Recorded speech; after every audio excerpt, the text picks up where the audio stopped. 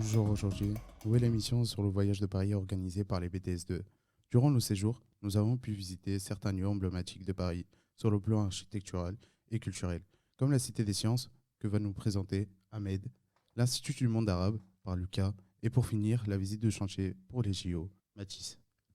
Alors Ahmed, que peux-tu nous dire de la visite de la Cité des Sciences? La visite a été très enrichissante. J'ai pu faire des découvertes autour de l'invention qui ont été très instructives, comme par exemple les robots de notre futur, mais encore la visite de l'Argonaute, le sous-marin qui permet d'appréhender la vie quotidienne d'un équipage de 40 hommes.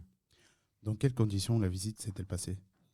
La visite s'est passée en visite libre et avec quelques explications très pertinentes, nous avons pu visiter le planétarium avec une exposition sur la création de notre système solaire.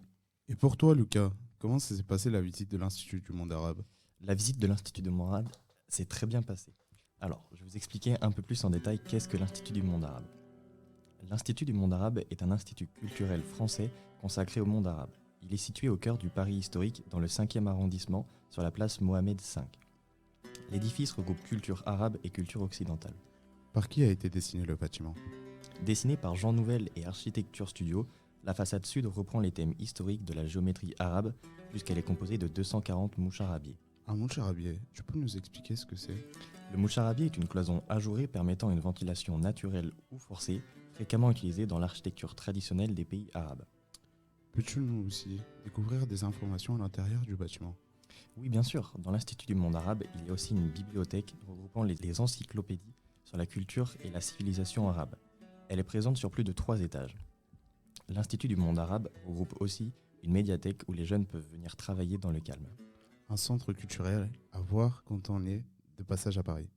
Et pour finir, Mathis, peux-tu nous parler de la visite de chantier? Avec la classe, nous avons visité un chantier qui se situe dans la ville de Bobigny et qui se nomme Le Prisme. Ce chantier sera un centre d'entraînement pour les Jeux Olympiques 2024. Le futur pôle de référence du sport inclusif à l'échelle régionale est en chantier depuis le 7 octobre 2022 à Bobigny. Pour qui cela est-il conçu?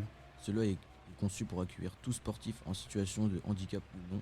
Il servira en tout cas de site d'entraînement aux athlètes paralympiques lors des Jeux de Paris 2024. Combien de mètres carrés compte le projet? Le stade de la Motte à Bobigny accueillera courant 2023 un vaste ensemble de 13 000 m², totalement novateur dans son approche inclusive des sportifs en situation de handicap. Lors de la visite, quel était l'avancement du chantier? Lors de la visite, le chantier était rendu en phase gros œuvre, les fondations étaient terminées et les murs commençaient à être montés avec l'aide de branches. Quel est le coût total de ce projet? Ce projet a un coût d'investissement de 55 millions d'euros. Merci à tous pour votre participation et aux auditeurs pour votre écoute. À bientôt pour une prochaine émission, Invitation au voyage. Débarquer Paris, d'un monde où l'on te rêve. J'ai fui les périls, les déserts où l'on crève. Tu m'as ouvert tes bras, toi ma Vénus de Milo. Tu brillais trop pour moi, je n'ai vu que ton halo. C'est pour ça que je l'ouvre, ma gueule est un musée. Je vis loin du feutré et des lumières tamisées.